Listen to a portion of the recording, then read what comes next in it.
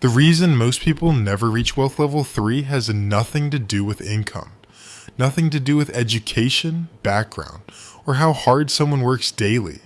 Everything to do with a ladder most people don't even know they're climbing wrong. There are 4 levels of wealth almost nobody sees clearly up front. Level 0 is survival. Money arrives and disappears before the month ends. Level 1 is stability. Bills covered, small savings building, first investments beginning. Level 2 is freedom. Money working harder than you're physically working each day. Level 3 is wealth. Assets generating income whether you show up or not. Simple framework. But here's what nobody tells you about these levels up front. Each level requires a completely different version of you to reach the next. The mindset that got you to level 1 will actively destroy your path to level 2. Most people don't fail because they stop trying. They never switch operating systems. Here's the part that should genuinely bother you if you think about it honestly. Most people work extremely hard on the wrong level and feel confused why nothing compounds. That confusion has a name. Today you'll see exactly why it keeps happening, but first, pause and honestly ask yourself one uncomfortable question right now. What level are you actually on? Not what feels safe to say out loud. Your honest answer changes everything about what needs to happen next for you. Level 0 doesn't always look like poverty, and that's what makes it genuinely dangerous. It looks like a decent apartment, financed car, subscriptions, savings account near zero.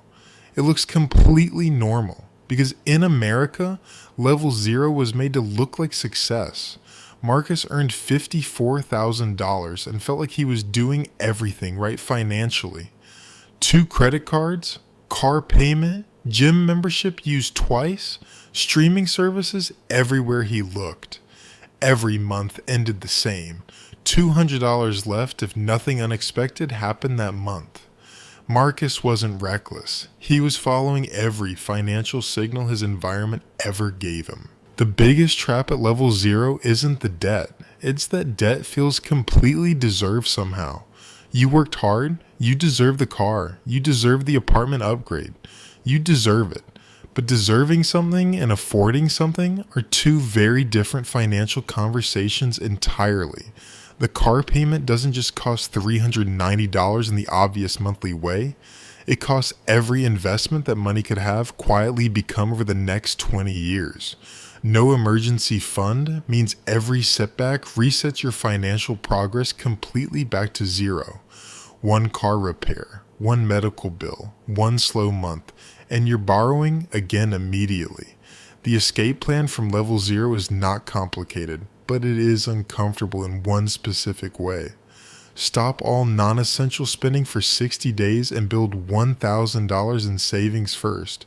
Not investing yet, not paying everything off, just $1,000 sitting untouched, somewhere safe. That number sounds small, but it does something to your brain nothing else can replicate. Something shifts when you have a buffer. Decisions stop coming from desperation and start from choice. That small psychological shift is the actual doorway into level 1 waiting for you right now. Most people think level 1 is about money. It's not really. It's about identity more than anything. Reaching $10,000 requires becoming someone who chooses future over present repeatedly and quietly. Not once during a motivated weekend. Repeatedly, even when nobody around you is doing the same. Her name was Diane, single mom, 33, working nights at a logistics company in Cincinnati. After rent, daycare, groceries, and gas, she had roughly $180 left monthly. Not $250, not $500, $180 between her and financial zero. She automated $80 into savings every payday before touching anything else, without exception always. Her coworkers didn't know. Her family thought she was barely surviving. She let them think that. 22 months later, she crossed $10,000 sitting in an account nobody knew existed quietly. She didn't celebrate loudly. She sat in her car during lunch break and just breathed slowly, because for the first time in her adult life, she had proof. Proof she could actually do this. That's the real value of level 1. Not the number, but the proof of concept about yourself. Simultaneously, the first investment gets started, even $50 monthly into a simple index fund. Not because $50 builds wealth fast, because you become someone who invests before feeling ready. The compounding at level 1 is financially small, but behavioral compounding builds invisibly underneath everything quietly. Now here's where it gets painful, genuinely painful to watch happen to good hardworking people. Most people who reach level 1 never make it to level 2, and the reason is almost cruel. Success kills them. Specifically, the feeling of success before actual financial freedom is reached yet. The raise arrives. Suddenly, the apartment feels small, the car feels outdated, life feels insufficient somehow. Lifestyle inflation doesn't feel like a mistake when it's happening. It feels like finally living correctly. James went from $40,000 to $72,000 over 6 years and saved less at 72. He wasn't foolish. He followed every social cue telling him this is what progress looks like. New income, new lifestyle, same gap between earning and building, just at a more expensive level. The second level 2 killer is the income trap. Working more hours instead of building smarter income. More clients, more shifts, more responsibilities. Income grows, but time cost grows much faster simultaneously. You earn more, but become more dependent on showing up, the opposite of freedom entirely. The path to level 2 starts with one decision that feels wrong when income starts growing noticeably. Keep the level 1 lifestyle while income grows. Don't upgrade anything until assets are working first. Every raise, every bonus, every windfall goes into assets before lifestyle gets the chance to absorb it. Skill stacking accelerates this faster than almost anything else available to a regular person. Honestly, a project manager who learns financial modeling doesn't just add a skill, they reprice their value entirely.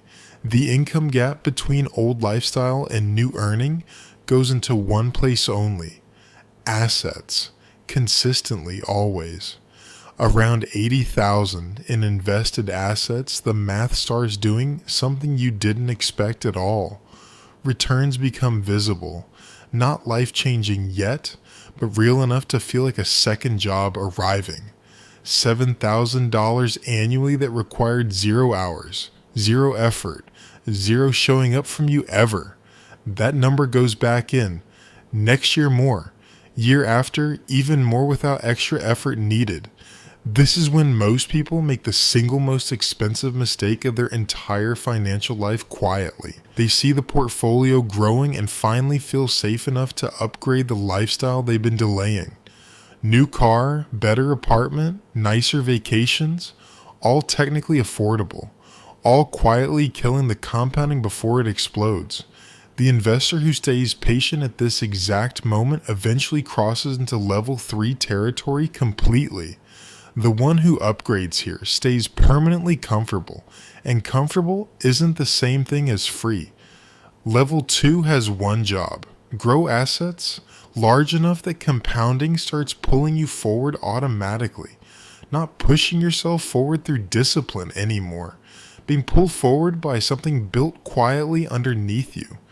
That transition from pushing to being pulled, that's the feeling telling you. Level 3 is close now. Most people never feel it because they upgraded the lifestyle right before it was about to happen. Now here's where most videos give you a vague motivational answer about patience and staying the course. This isn't that, because level 3 has a real story behind it, and it sounds nothing like you'd expect. His name was Robert. Spent 31 years driving a delivery truck in rural Pennsylvania every single day. Never earned more than $58,000 in any single year of his entire working life. Never had a financial advisor. Never bought a single individual stock. Never followed market news obsessively. Just invested 14% of every paycheck into index funds starting at age 29 consistently always. His coworkers retired nervous. Robert retired at 63 with $1.4 million, sitting quietly untouched. Nobody at his company knew. His neighbors assumed he'd be working until 67 like everyone else around him. He wasn't smarter. He wasn't luckier. He just stayed on the ladder 1 year longer than everyone else. People who reach level 3 aren't more talented than people sitting around them at work daily either. They stayed on the ladder 1 year longer than every other person who quietly climbed down before them. And then something happens that no financial video ever really captures accurately enough to land properly for you. You stop making decisions based on what you can afford. You start deciding based on what you actually want. That shift sounds small. It is not small. It is the most profound change a financial life experiences. You realize the thing you were chasing wasn't the number. It was choosing without fear underneath everything always. Robert still woke up early, still drank bad coffee, still called his daughter every Sunday morning without fail.